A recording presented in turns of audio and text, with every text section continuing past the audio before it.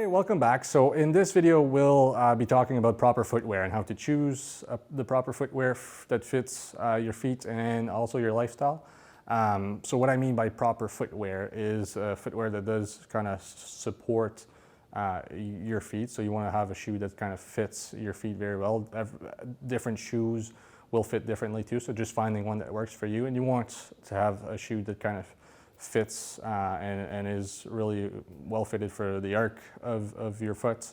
You want to have it well fitted for your heel as well, and then for the ball of the foot as well. So just making sure there's no area that it doesn't fit well.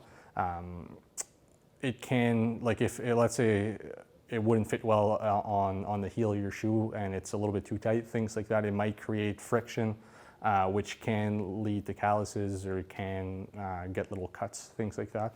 Like we said in the previous video, it might lead to infection if you get a cut and it's not treated right away, and it might take a little bit longer to heal too, depending on if the blood sugars are a little bit higher. Typically, cuts and things like that will take a little bit longer to heal. So just making sure you get the correct footwear, especially for the type of activity that you're doing. So if your activity is walking and that's what you do on a daily basis, you want to get shoes that do fit that lifestyle. So shoes that do support, that are more geared towards walking. You wouldn't want to get something that's for like playing maybe tennis or playing basketball, different sports. Same idea if, let's say, you go out hiking in the woods on a daily basis or on a weekly basis.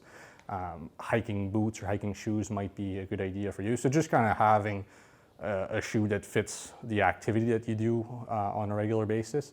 Some people find that having extra cushioning on their shoes, so just making sure there's enough cushion too, especially if you're on your feet all day for work or for different reasons, it might help with fatigue so that you're not getting any pain or anything like that in the foot.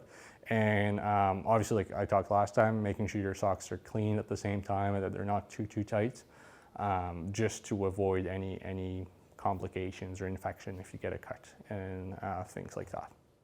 So a few good tips about finding a shoe that fits you well. So the first tip is shopping for shoes at the end of the day. So if you shop at the end of the day, that's when your feet tend to be a little bit swollen too. So just to kind of mimic what's going to happen on a daily basis too. If you shopped for the shoe at the start of the day and it fitted really well, by the end of the day, when you're walking all day, when you're on your feet, your feet might get a little bit swollen, and then the shoes might not fit as well as they did at the start of the day. So they might get a little bit too tight, which can create friction and things like that. So shopping at the end of the day is a really good idea. If for some people, especially if you have any kind of problem like loss of sensation or things like that with your feet, it might be a good idea to get shoes done professionally, just to make sure that they're well fitted and that they do fit your feet and they fit your whole feet without creating any kind of friction or tightness or anything like that. It's a good idea too if you do go and get your feet measured, and you want to make sure that the salesperson, they do it while you're sitting and then while you're standing, just because you're going to use your shoes in different situations too. So it's a good idea to make sure they do fit well when you're sitting and when you're standing at the same time. Also, the ball of the foot should rest at the widest part of the shoe. So different shoes will be made differently, but just to make sure, and different people have different feet too, they're all made differently. So just making sure that the shoe actually fits your feet properly. It should kind of feel snug when you're putting the shoe. It should not be extremely tight that everything feels tight, but it should feel snug so that there's nothing too loose as well. You do want to have some wiggle room for your toes. So when you're walking around the store, you're trying different shoes, it's a good idea just to make sure that you can actually wiggle your toes at the end of your shoes.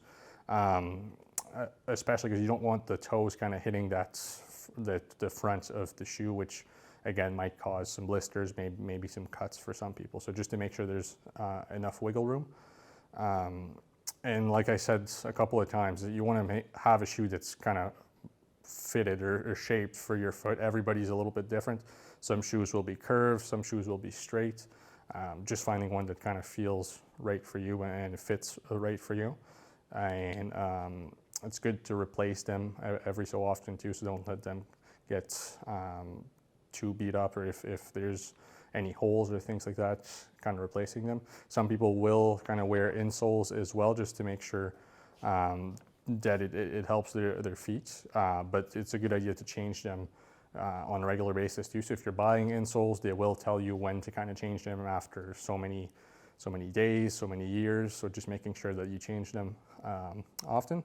And some places where you go buy shoes, they can kind of give you a test drive, so you can try shoes and then see if they do fit you well. So you can bring them home for a few days, try them, see if it works for you. Sometimes it fits really well at the store, but once you actually start walking in them, once you start wearing them, it might not fit as well as it did. So it's a good idea to shop at a place that can let you try out shoes for a few days, not just you buy it and then you can't return it after.